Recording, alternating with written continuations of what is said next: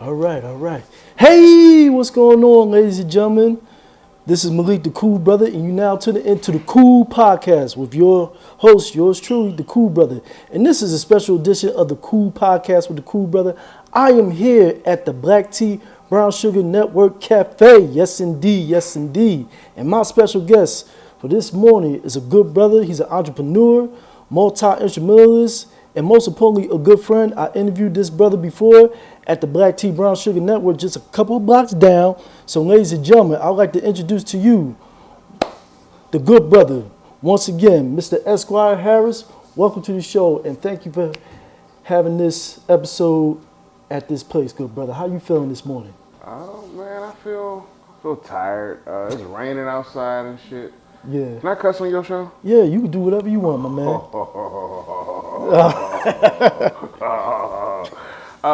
No, man, I'm alright, man. I feel a little tired. Yeah. I walked into the studio, the motherfucking ceiling caved in. Thank you, Terry. Oh, man. The motherfucking ceiling caved in because of the water. Yeah. The rain and shit, man. The apartment upstairs of the studio is filthy, from what I hear.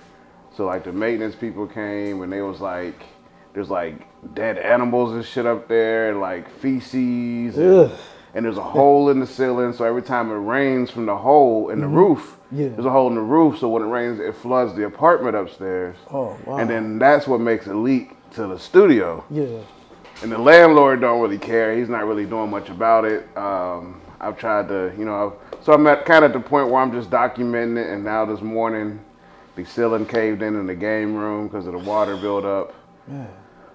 Just processing that shit when it comes to like entrepreneur life and trying to see what makes sense and the balance of that. I do want to say I got on my Kanye West shirt, man. Oh yeah.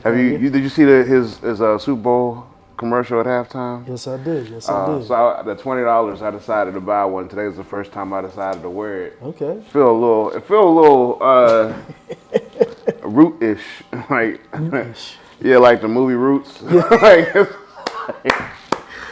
I feel like if I had a watch, I can always be able to see it. Yeah. So maybe it's for people that wear jewelry a lot. It looks good on you, good brother. It looks good on you. Oh man, you just telling me that because you cool, man.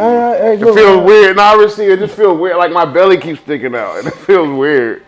But I hear you. Thank you, though. I received that. No doubt, shout out to Kanye West for his content to put out. It definitely feels interesting, but yeah, shout out to Kanye, man. So, and you matched too. You color-coded, got the old school Jordans, man. That was intentional. You got to be like John Witherspoon. You got to coordinate. Coordinate. I don't usually coordinate, but I figured I would today. See, I'm coordinating too. Red and black, you know. White, red, black. I feel like you always coordinating, man. Yeah, you got to. Has this always been part of your mantra? Have you grown to like?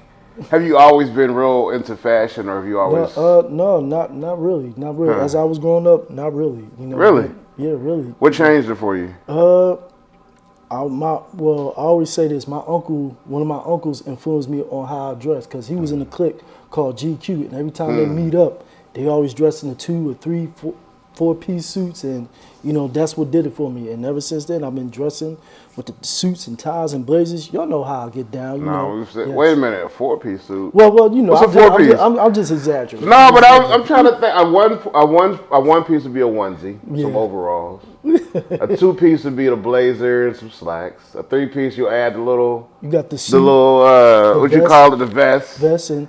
I'm just making. 4-piece would be the hat. If you throw the hat in there, that's going to be the 4-piece. There you go, 4-piece. If you got the socks to match, that's a 5-piece. 5-piece, and then you got the shoes. The shoes, that's a 6-piece. If you got the handkerchief, 7-piece. That's a 7-piece. A 7-piece motherfucking suit. Yeah, 7-piece mother effing suit. Yes, indeed. Mother effing suit.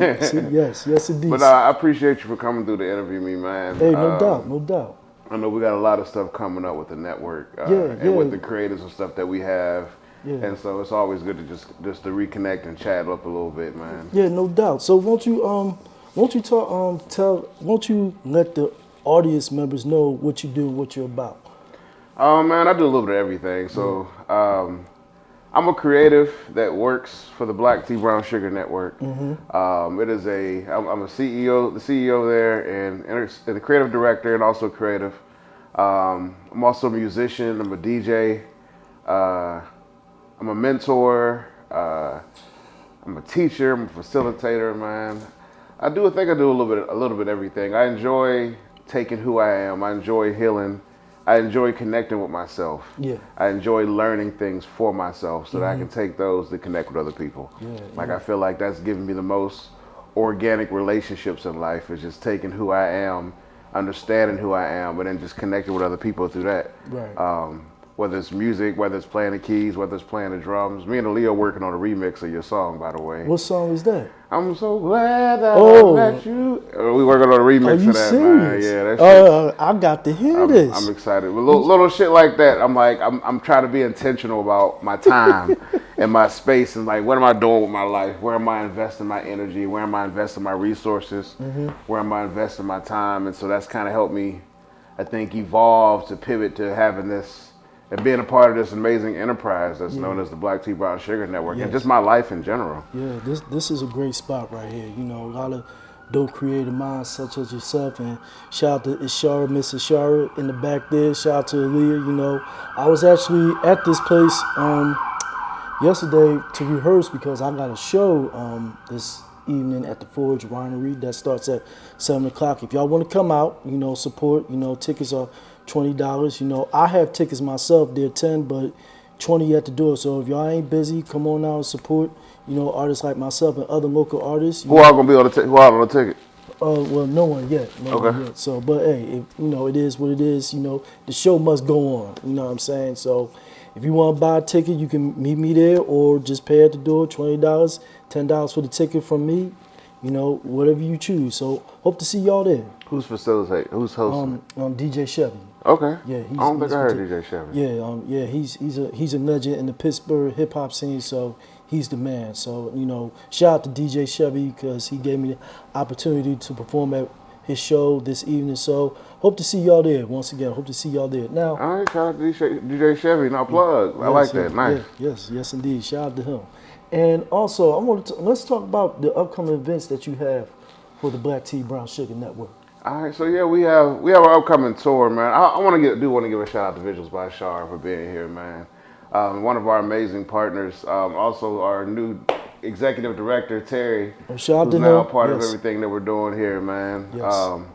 And of course, Aaliyah Oliver, our chief operating officer, and also our signed creative. So we have, I feel like a crazy ass roster of creatives, and that's just like the senior team. I don't extend to like people like Barbados and yourself and Katora and Kiera and so many other amazing artists here in the city and outside of the city that we work with and that we collaborate with.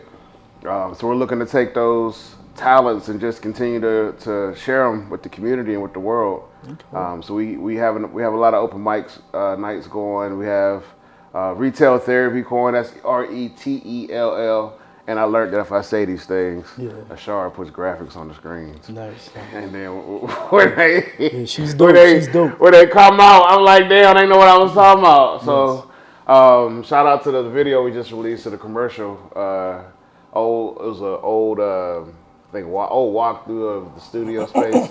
We just dropped on YouTube, so check that out. Facebook too. Yes, check that out.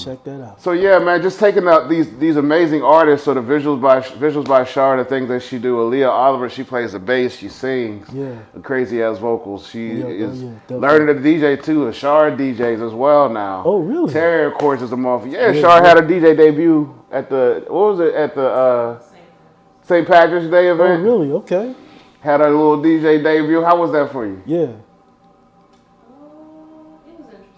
It was interesting. Yeah, I was a little nervous, but I think it went well. Is there video footage of that? Oh hell yeah! Oh yeah, for real. Yeah, she went live on TikTok to get a lot of it, man. Yeah.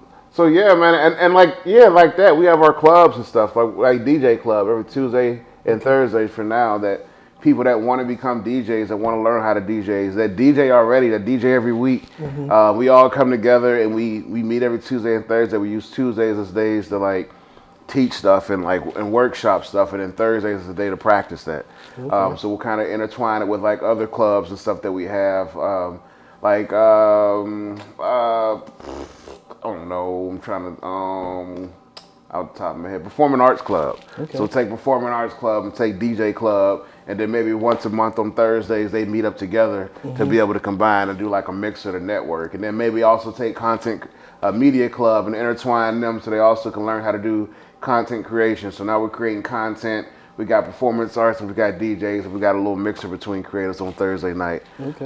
So it's like literally just building a hub of resources and events that cater to the things that we are trying to do, things that we want to do, and then using our new cafe and lounge space as a way to test those things out. Yes. And even everything we got going on here is like beta for what we have going on in the bottom. So we own a lot in McKees Rock's bottoms that we're building our headquarters on. So that's going to be a 4-story headquarters that incorporates everything we're doing here, and it'll be down there. So all the shit, even like the fucking leak building and stuff, man. I mean the building leaking, it's all part of the process. It reminds me when we get this headquarters built, motherfucking have ceiling inspections, make sure our shit's good. Things that the landlords aren't doing here, man, just stuff that I'm, instead of spending energy being like, these motherfuckers, it's just like, just learning from it, man. Just trying to learn from it. So. Yeah, that landlord needs to do his damn job for real. No, man. I learned, man. These landlords ain't going to school for this, man. These landlords are here to get paid. To get paid. Yeah, it's like they're literally here to make money, and I feel like you could tell, like you can't fake genuine, and that's what I'm learning. And that's why even like on Facebook, like I asked that question about nice and how, because I meet a lot of people that's like nice to me, but then I meet people that show up for me and that's real with me. And I've like been exploring the difference in that.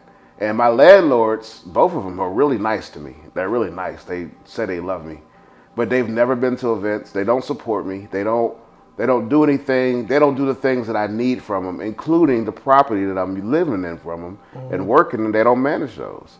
They don't take care of those properties. When adversity happens, what happens when adversity happens and the way they respond to it and how they yell and how their emotions come up then. So even with that, like my situations in life and the way I keep running into people, especially here in this city, it's like when I meet people that's trying to be like nice to me, I always end up seeing that bad side too, quote unquote. And that's why I'm starting to like explore around mental health, like what is it that, try to understand that nice perspective and like what is the agenda around it kind of thing. Just trying to understand life around all these things. You know, there's some genuine people out there that have no ulterior motives, because I responded to that question on Facebook. If the nice is genuine, it comes from the heart, then it's not manipulation whatsoever. But to me, that's two different things. I think you could be nice and genuine. Genuine is like, so I think genuine doesn't have a motive. I think nice does. Right. Nice is like, I want to be, to me, and everybody's different. To me, it's like, I want to be nice so that these people can like me.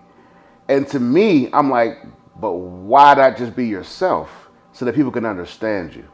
So like for me, instead of me coming in environments where I'm like, let me try to put on this facade and let me try to be this person, it's just like, I don't feel like talking today. And somebody can be like, why?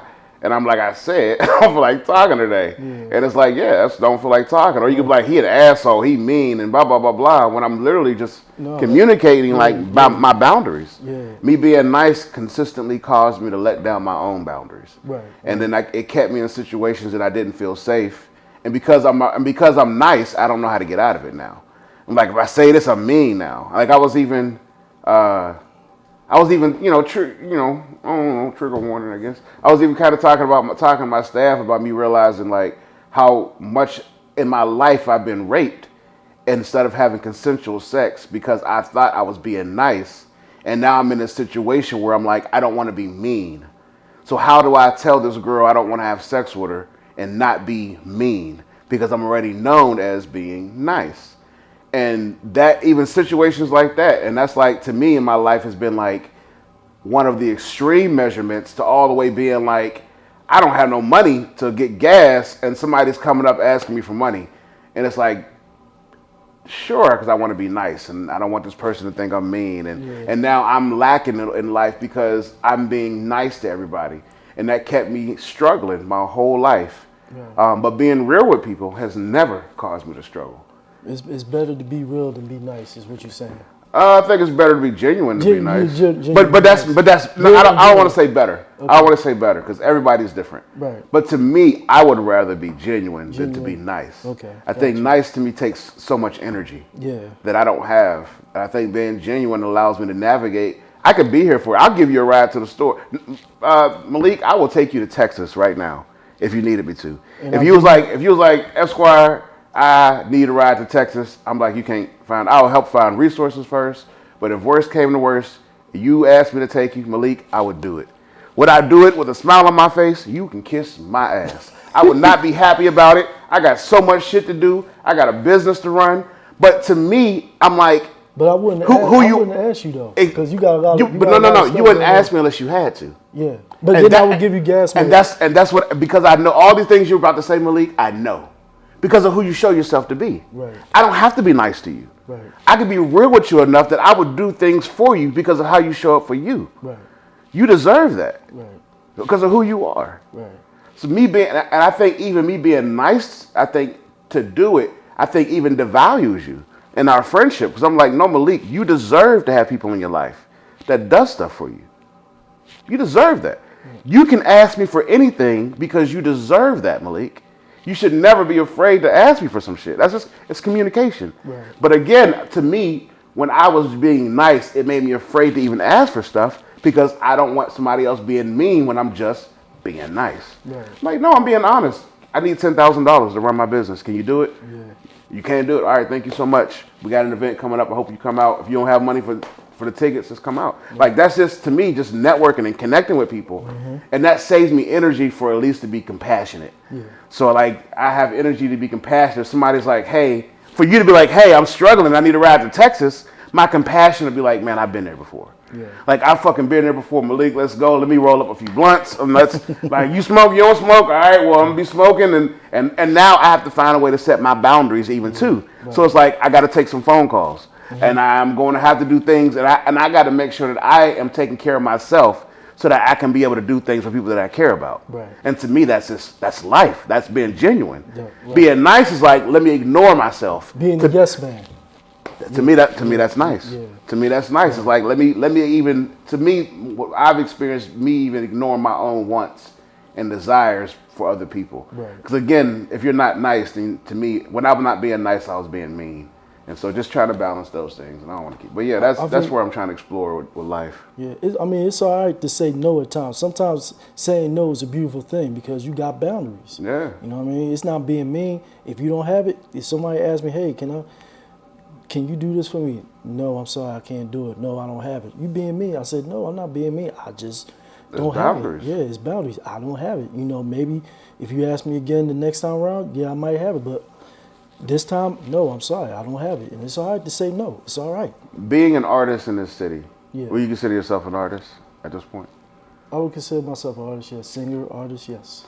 I'm going to learn how to play an instrument, you know. So, yeah. What instrument? Piano. I'm actually learning that. Shout out to Mr. AJ, Triple Crown Artistry. AJ does a lot of stuff. I wish I had those photos of him.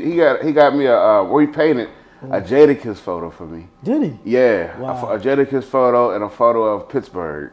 That's in my office. I haven't had a chance to do anything with him yet. Yeah. It was out of the blue. But yeah, I really appreciated it, man. Yeah. Shout out to AJ. Yeah, shout out to Mr. Ajona, Triple Crown Artistry. He's my musical mentor. He's from Philly. You know, he's teaching me how to play the piano. You know, so yeah, he's the man. Incredible. He's the man. That's incredible, man. He's a good brother. So yeah, that's why I want to learn how to play the piano. That's dope. Yeah, thank you. Being here in this city, you're not from here. No. Nobody in this room actually is like lived here all their life. Oh, really? Which is crazy. Yeah. What do you see in this city? As far as an artist, like when you see opportunities, like I'll see people talking about. I think I remember Jordan Howe was on Facebook. Not Jordan. Live from the city. Who's that? Jordan. That's Jordan. There's another Jordan, isn't there? Okay, I keep getting them confused. Shout out to Jordan 1, Jordan 2. Y'all make up which one is who. Who's Jordan 1? They got to decide. But there's a Jordan Howe. Oh, yes. There's a Jordan Howard. And they both Jay Howell. Yeah, Jordan Howard. That's Sweater Bob. Yeah, Sweater Bob. Shout out to Sweater Bob. He's okay. I thought I was fucking going crazy. I'm like, okay, wait a minute. You look different. Okay, this is who this is. And then I'll make a poem about Wait a minute. Okay. Sweater Bob, live from the city. Yeah, he's two different people. Yeah. Completely. Live from the city. I seen him posting one time about opportunities to be here in Pittsburgh. Or success. I think it was something about success. And I guess two things. And I think I'll remember the second one. The first one, I guess, what do you see in the city for artists in the city? Like, what do you see is the I guess the current situation of it? I feel like you interviewing me. I feel like I'm the guest. No, I'm learning, man. We learning. This is what we do. This is what we do, though. This is what we do as a network. It's all good. But yeah, there is opportunities in this city. I think what I be seeing on Facebook, on my timeline, the number one, the biggest issue is not either pay to play, not getting paid for their performance, lack of support, and also some of the events that you got to pay to play don't be starting on time. That's the four biggest issues in the city. I think there's opportunity. Can you write those down? Yeah, to me. But I think that's one of the biggest issues. But there is opportunity. You just gotta search for it. You just gotta look for it. Mm-hmm. Some opportunities may come to you, some don't. You gotta create those opportunities. You know, in my opinion. Right. I feel like because I see you. Yeah. I see artists. Mm-hmm. A lot of the successful artists under the network, under the Black Tea Brown Sugar Network, are artists that's not from here. Right. That is crazy. I'm still thinking about that. Yeah, and I think about the artists we do most of our work with are from out of town. Yeah. And I wonder what that is. So I think that's why I was asking, because I think in relation to the network, we work with a lot of artists. Mm-hmm. We have our tour coming up, and we do our CAP program. We offer resources, free resources like the cameras and microphones and software, like high quality shit. We go on retreats, we go on these trips, we do all these things. And the number one criteria to be able to do all these things is the hardest thing ever, and it's show up for yourself. Yeah, definitely. And so in Pittsburgh, I feel like I struggle to see a lot of people that show up for themselves. Mm-hmm. And I'm like, what is that? Mm-hmm. And so then I guess when I see people talking about success, and it's hard to reach success in Pittsburgh, it goes to my question to ask you, like, how do you define success? Or when do you think you've reached success? Or do you think you're successful right now? I don't think I'm successful right now because there's more things I need to do. You know, my biggest goal is to perform at a venue, whether it be at the Benedum or the Byron Theater or Heinz Hall. You know, doing my best to speak it to existence. But I think as far as successful, I think I'm kind of by putting my name out there, whether I be performing or hosting or a little acting on the side. Mm-hmm. You know, some people know who I am, some people don't. This podcast, you know, this interview I'm doing with you, you know, I think that's can be considered success in my opinion. You know, just putting your name out there and keeping it out there. You know, because people, you know, as long as you stay consistent out there, people gonna know who you are. Do you have milestones that you set? Have you set milestones? Like, I know you said you wanted to play the keyboard. Yeah. And I know you said you wanted to perform at like one of the bigger venues in the city.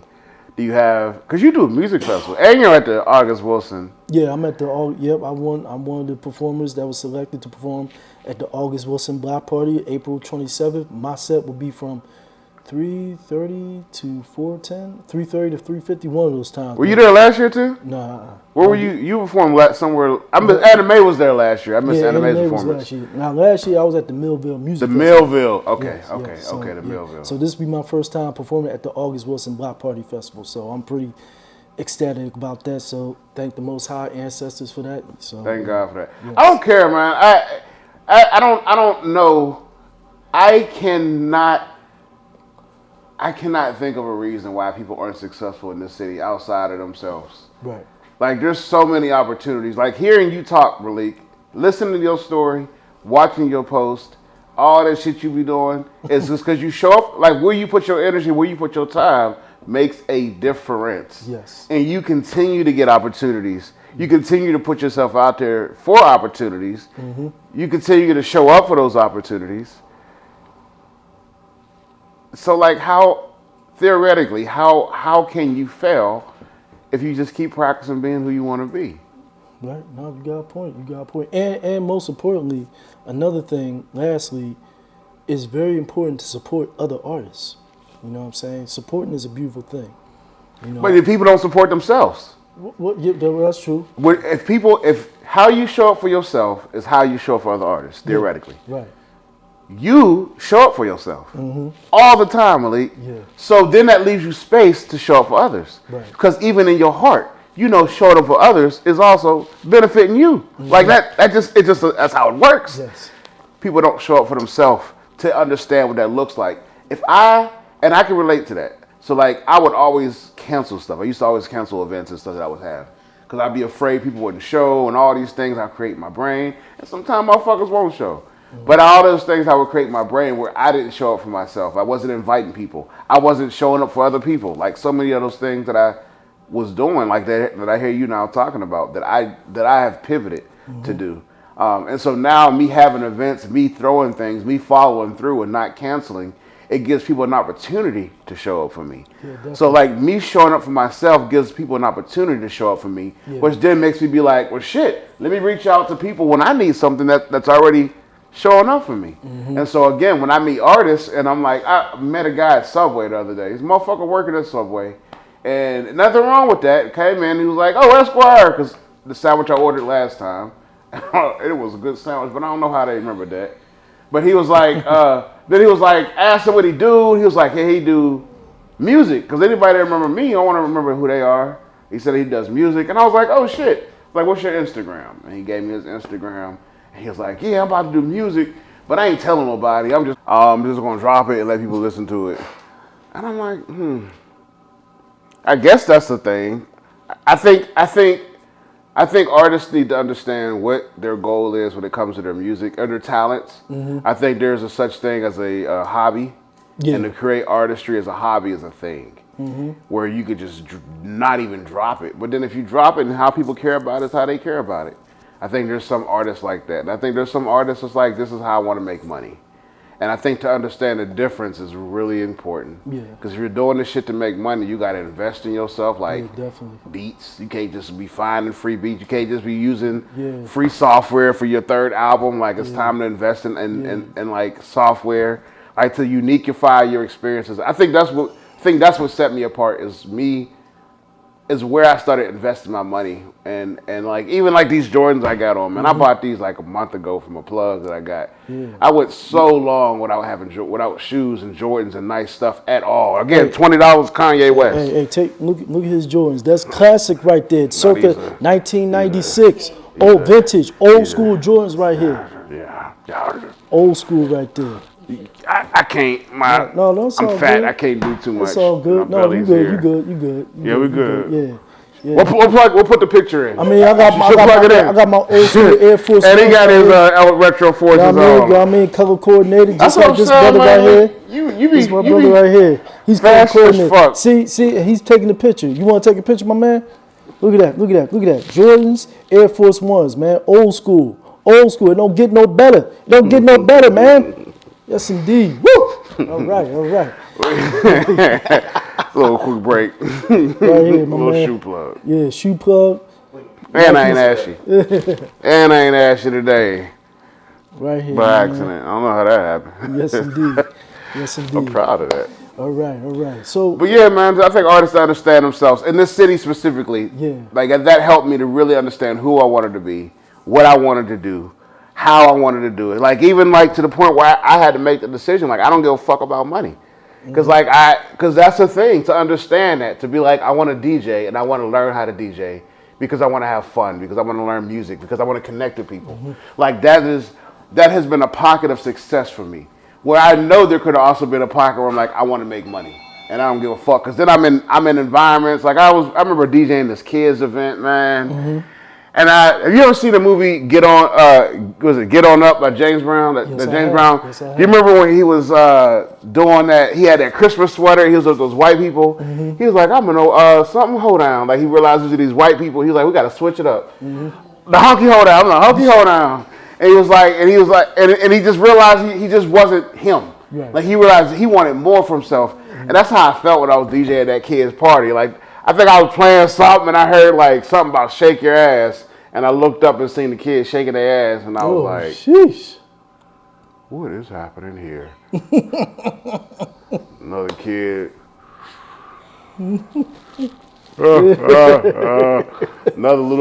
Another umpire passing it up because he's like a little 8-year-old passing it upwards. They passing, huh? That party we did. Yeah, man, it was just so cringy. And I remember I forgot my laptop charger. Well, the person that was supposed to bring it forgot it, but it always falls back on me. And so my laptop ended up dying mid-performance, and I was like, yes. I've never been glad about my laptop dying. And I was like, it ain't working, it's dead. They was mad because they wanted more music. Right. And I don't know what I was thinking about. That was my first time. It was like a Sweet 16 birthday party. Yeah. My ass was like, yeah, man, I'll play a little NSYNC, a little Backstreet Boys. Oh, no, what motherfucking 16-year-olds like? Nah, they wanted some Meg Thee Stallion, some Cardi B, some real like raunchy music. And so where to me and some DJs, it's like just music, and he was just music at one point. I began to realize this is a lifestyle for a lot of people. This is a culture for a lot of people. Right. So I can't DJ kids' birthday parties if they want like raunchy music in it. Yeah, and a lot of people do. A lot of kids do. A lot of parents do. That's just the music they listen to. Yeah, I couldn't do it. Yeah, so I gotta like I've had to learn like my pocket, and if I and even like family friendly events, like I would do that. I'll do a community day because they usually don't expect me to play that kind of music. But to be able to like how virtual DJ has where you can like mix songs, really like take beats out of songs. They have this thing called stems on virtual DJ. And so you can take the bass line out, you can take the vocals out, or you can make it instrumental. You can do like so many customization things with it. And so that's how I have fun now as a DJ, is I try to find ways to take music that might have like suggestively prerogative vocals and still find a way to play it in environments to keep it, family friendly. So as an artist, that's me, but that's been my journey, and my path of understanding who I am as an artist. That's helped me identify that within myself. So. Very well said. Very well said, man. Very well said. Now, you speaking of being an entrepreneur, how do you juggle your personal life and your entrepreneur life? How do you do it? Practice. I'm learning how. I think again, trying to learn what works best for me. I feel like it was easy, and sometimes it gets easy to be like, what do people do? And how do CEOs do this? But there's nobody in this world in my situation. And so I continue to communicate with people. I continue to practice different things that's best for me. I think this is a time in my life that if I'm committing to this, that I need to be committed to it. So like my personal is my professional. My professional is my personal sometimes. Open mic nights, those are for me personally. Like I love being able to come out and share new music, share new content, to meet new people, bring people together, listen to new music, listen to new content. I could be like, shit, what kind of music do I want to listen to this month? The jazz? Let's put a jazz event together. Like to be able to, like, that's, to me, that's personally refreshing to me. And so that recharges me, and then that makes me go back into business mode to be like, well shit, what else can we do? And how else can we make more things happen? And I think that is where I am in my life, and I'm invested in that part, especially for the rest of my 30s. At 37, we'll see what 40 looks like for me, and I think too the stability really hurts, not being stable. So like, not having a house that I can go home to and just take a shower without mold and all these other problems and issues. And I think those kind of barriers really make it hard to balance CEO and being a creative and just personal life. But I think that, again, that's the journey, man. Like, I'm embracing the journey. I've had to get that tattooed on me, trust the process. Because it was really hard for me to remember that. But now I'm just like, today I don't feel like doing shit. Trust that and take a nap and sleep. Take a day off. Because there's some days when I feel like doing a bunch of shit. And my team tired of hearing ideas. And I got to tell them to take off or mute the message because they with their kids. Definitely. So, it's just balance, man. And that's what it's all about. Balance and trusting the process. You got to have that balance. It shouldn't be all work and it should be all play. Some work and some play, but balance it. For real, balance, man. And I think that's just the journey, man. I feel like if I had kids, it'd be a lot harder. If I had a wife, it'd be a lot harder. If it had some of those things that other people have to balance, like, it would be a lot harder. And so that like those things make sense. But I think that's where it also takes the community for people that have different things that I don't have. Like those are, I think it's they do have things that I don't have, and I think that sounds like the same thing, but it brings balance. And that's what I'm learning. I can't do all this shit on my own. Like I got to reach out to Malik. I got to reach out to Ali. I got to reach out to Ashar. I got to reach out to Terry. And that's the balance, understanding people's lives. And that's why I was like, I love dialect and conversation more than just like being talked to or talking to people. Right. Because I get to learn why we know each other. Yeah, definitely. Feel me? Yeah. Like if I don't understand who you are, I'm just like, yeah, I know Malik. But no, Malik is a source, a resource. Yeah, definitely. He's a host, he's a vocalist, he has a podcast. Like he does all this shit, and the more I get to learn about you, the more I get to see how we can partner, how we can work together. Like that just makes sense to my life right now. Yeah, definitely. It's always a pleasure to work with this good brother to my right here. And speaking of hosts, and speaking of being a host, I will be co-hosting the 3rd annual showcase event. That's the on the 3rd motherfucking annual showcase. So we have our 3rd creative showcase coming up April 14th through the 21st. That's going to be an amazing week. We have, as you probably see on the screen now, we have the healing event that we're partnering with one of our creative symphony on the 14th. We have our game night on that Friday where we're going to have spades and Uno. We have our Evan who's going to be doing a youth show or hosting a youth showcase that Thursday.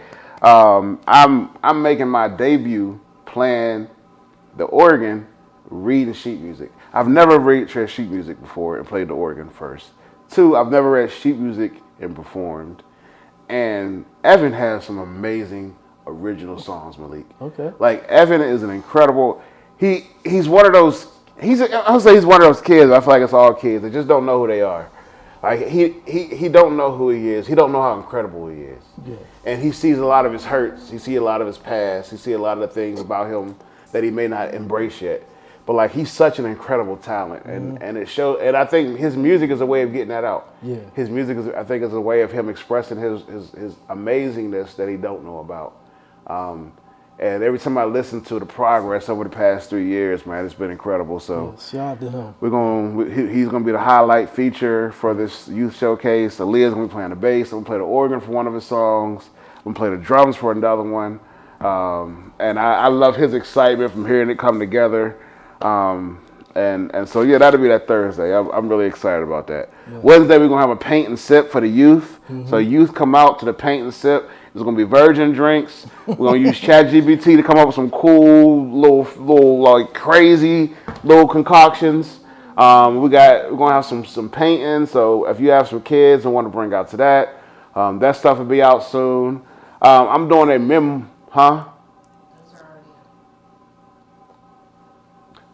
If you want to come to those, make sure you come out because those will be happening soon. My bad, not out soon. Happening soon. Check out our website, btbsn.org for all that information. Or you can email us at blacktbrownssugar@btbsn.org. That's our new email address officially. That's right.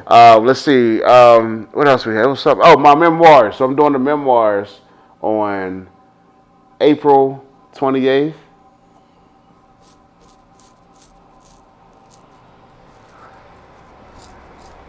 You probably see it on here, but we're going to get a shower there. Okay. April 28th. It's going to be, I think I'm going to call it Hear Me Don't Hurt Me.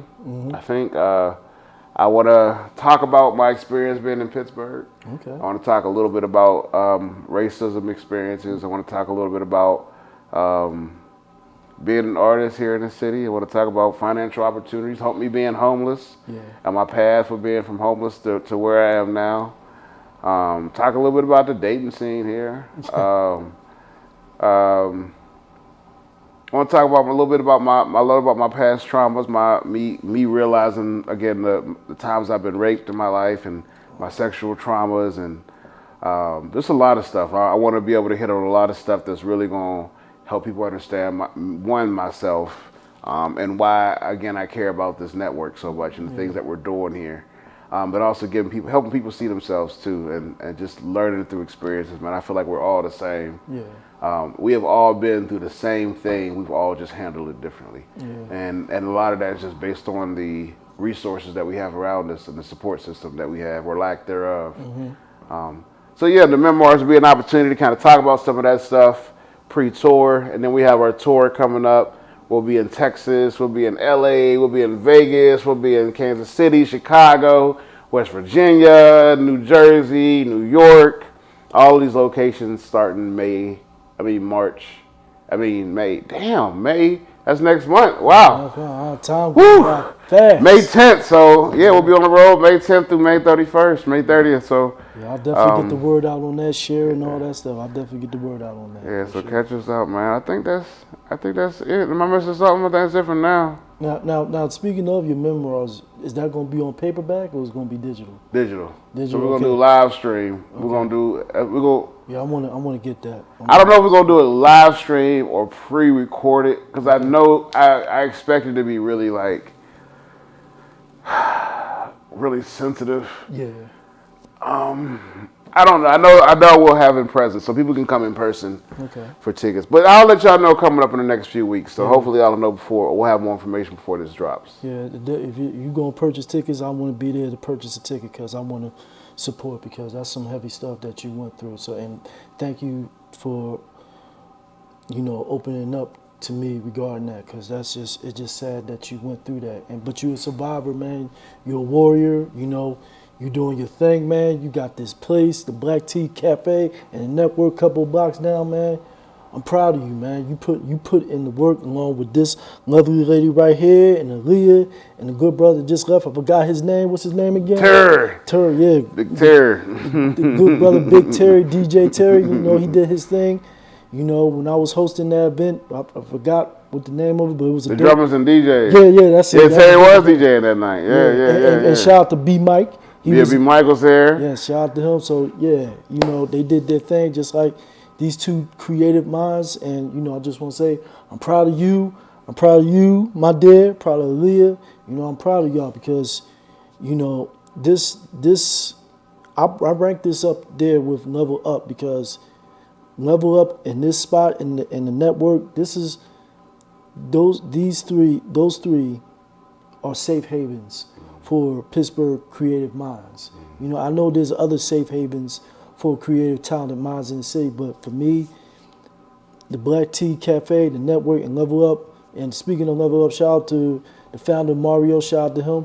But those three right there that I just mentioned are safe havens for creative minds. And I just want to say thank you, good brother, and I'm so proud of you, man. I'm very proud of you. I receive that, but I appreciate you, Malik. Likewise. I appreciate you, man. And I appreciate you for the Coolbrother podcast, man. Yes. And being a cool brother, man. Being a cool fly brother out here in the city, man. Putting people on, but more importantly, doing your thing. Yes. Loving yourself and showing up for yourself, man. Yes. I admire that. I love that. Keep being that shit, man. I said I ain't got nothing else. We got anything else? No, I just want to say, if you want to find me, follow me on Facebook, Malik Long, Instagram, Cool Malik 82. Also, I have a page for my podcast, the Cool Podcast with the Cool Brother, on Facebook. If you want to be a guest, just inbox me on one of those social media platforms, or inbox me on my podcast page on Facebook, or you can email me at thecoolpodcast@aol.com, and we can set it up and talk about whatever you want to talk about. Take it from there. Good brother Eszquire, it's a pleasure to have you on the podcast in person the second time, and if you want to be a guest for the third time in person, just let me know, and I'll gladly come back here once again. Most definitely. 3 times the charm. Third time's the charm. Third time the charm. Third time gonna be a big one then, so we're gonna be ready for that, man. We appreciate y'all, man. Appreciate y'all. Peace and blessing. One love.